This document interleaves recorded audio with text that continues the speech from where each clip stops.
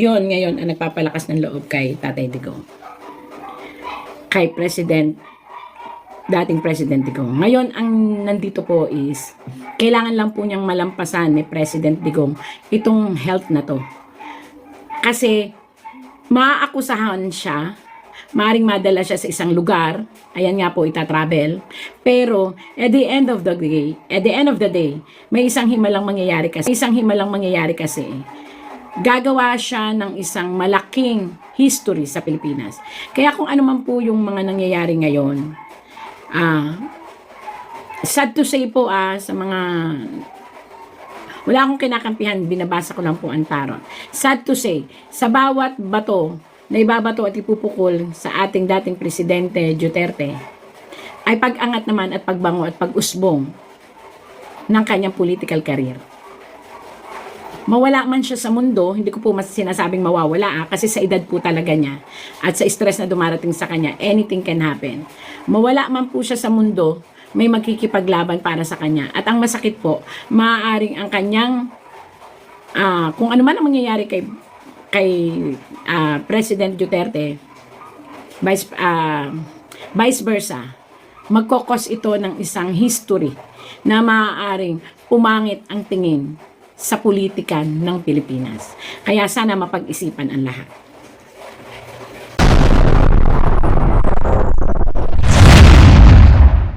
Sabi po sa inyong lahat, muling nagbabalik si Windra dito sa YouTube. Again po sa mga nangyayari ngayon sa ating bansa. Ito po ay kahilingan ng lahat ng mga gustong makarinig bilang isang psychic tarot reader. Ibabahagi ko po sa inyo kung ano po ang nakikita ng ating tarot. Again po, for entertainment use lang po ito. Wala akong kinikilingan or kinakampihan. Kung ano lang po ang makita ko sa tarot, yun po ang babasahin ko. Ito po ang tarot.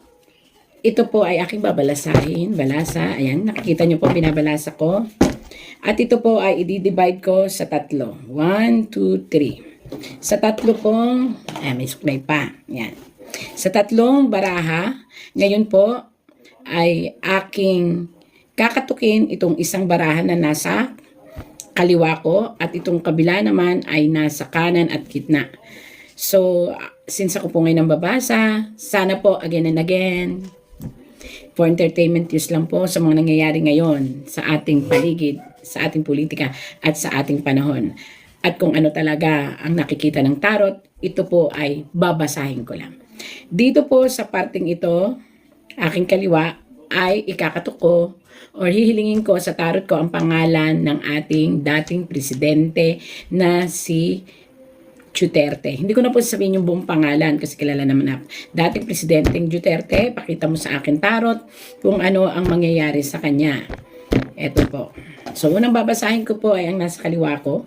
Kung saan sinasabi ko, ipakita mo sa akin tarot kung ano ang nakikita mo kay dating President Digong Duterte. Kita nyo naman po babasahin ko at i-interpret ko po. Nakikita nyo po ito. Ito ay isang pag-asa na hinahawakan niya dahil may star siyang hawak. Ang ibig sabihin po nito, maaaring sa isip ng dating presidente, ay ang hinahawakan niya ay ang liwanag. Ano yung liwanag na yun? Yun yung kanyang paniniwala. Yun yung nais niyang iparating na liwanag. Gusto niya ng kaliwanagan sa lahat ng nangyayari. Yan po siya. Gusto niya ipaliwanag, iparating, kaya binibigay niya sa universe. Binibigay niya sa universe ang paliwanag, binibigay niya sa universe ang lahat ng sitwasyon. Siya ay nasa hangman. Bakit hangman? Delikado? Kasi maaaring mabuhay or maaaring mamatay siya. Ito po Ito po ay sa side po ni ang ating dating presidente. Ito po ay ini-interpret ko. Maaari siyang mabuhay, maaari rin siyang hang siya, mamatay. Yan po. Tatlong malalaking problema ang ibinabato sa kanya bukod doon sa alalahanin na alam naman natin na po mapalibot sa sinasabi nating politika. Ang una, yung tunay niyang karamdaman, mayroon siyang physically health na danger yung diabetic niya or yung dugo niya, plus yung sistema ng kanyang tiyan. Kaya nakaganon. Pati na yung stress. Yan po. So, dito, maaaring mag-suffer ang health niya sa ngayon hanggang sa mga susunod na sitwasyon dahil sa sobrang stress. But not only that, maano dito kasi is yung kalusugan niya sa pag-iisip na marami siyang gustong sabihin, marami siyang gustong iparating sa mga tao, pero hindi nga niya maiparating kasi nga ayaw niya, sinasarili niya yung mga bagay-bagay na problema ng kanyang kalusugan para sa ikabubuti nitong nakahigam ito. Itong espadang ito, ibig sabihin itong espadang ito is gusto niyang ilaban kung ano yung tama. Ito ay isang babae, anak niya to. Alam naman natin na may anak siya na lumalaban. Actually, kung pakikinggan lang po dito, ang kutsilyo o ang espada na ito ay paglaban sa hustisya. Nilalaban nila ang hustisya at kung makikita nyo po ang hustisya ay pantay. So, dito makikita nyo po na talagang ang politically dimension nila is hindi lang siguro po makita ng karamihan o yung iba nakakakita na ng katotohanan pero ang gusto nila ay patas na laban. Ito po, ayan, nakita nyo. Again po, binabasa ko lang po ang interpretasyon. Isang babae, kadugo ito.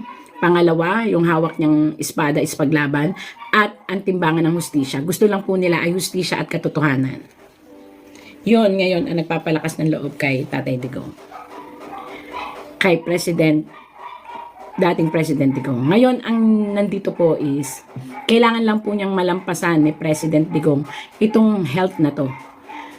Kasi, maaakusahan siya, maaaring madala siya sa isang lugar, ayan nga po, itatravel, pero, at the end of the day, may isang himalang mangyayari kasi, gagawa siya ng isang malaking history sa Pilipinas. Kaya kung ano man po yung mga nangyayari ngayon, sad to say po sa mga wala akong kinakampihan, binabasa ko lang po ang tarot. Sad to say, sa bawat bato na ibabato at ipupukol sa ating dating Presidente Duterte ay pag-angat naman at pagbango at pag-usbong ng kanyang political career. Mawala man siya sa mundo, hindi ko po mas sinasabing mawawala kasi sa edad po talaga niya at sa stress na dumarating sa kanya, anything can happen. Mawala man po siya sa mundo, may magkikipaglaban para sa kanya. At ang masakit po, maaaring ang kanyang, kung ano man ang mangyayari kay President Duterte, vice versa, magkokos ito ng isang history na maaaring pumangit ang tingin sa politika ng Pilipinas. Kaya sana mapag-isipan ang lahat. Magkakaroon siya ng suffering sa health. Una, sa sugar. Pangalawa, stroke and heart failure. Pero sabi ko nga sa inyo, maaaring may kakampi sa langit ang ating presidente o sa universe kasi may surviving factor na darating at hindi ko makita kung ano yun kasi surviving factor pa lang. Nakakalungkot man pong isipin pero marami ang nagdidiwang ang akala nila ay mapapabagsak nila po ang ating dating presidente. Ito po ang tarot. Mababaliktad po ang sitwasyon. Kaya sana po ako po ay nananawagan sa lahat. Wala po akong kinakampihan. Pag-isipang mabuti. Pag-isipang mabuti ang bawat hakbang. Dahil baka po dumating ang time, lahat ng ginagawa nila sa ating dating presidente ay bumiram na bumalik sa mga tao na nagsasaya ngayon. Hindi ko po alam ito eh. Ito ay pagsasaya na biglang babaliktad. So, nakikita nyo naman po ang pagbabasa ko ha. Wala akong kinakampihan. Nagbabasa lang ako according to my tarot. Isang tao na napaka-impluwensya ang talagang hindi aalis sa tabi ng presidente, dating presidente Duterte. Isang kaibigan ito na talagang at hindi lang isang kaibigan, may 4 na malalaking taong kaibigan na bumibilib sa kanya na maaaring sumuporta hanggang dulo.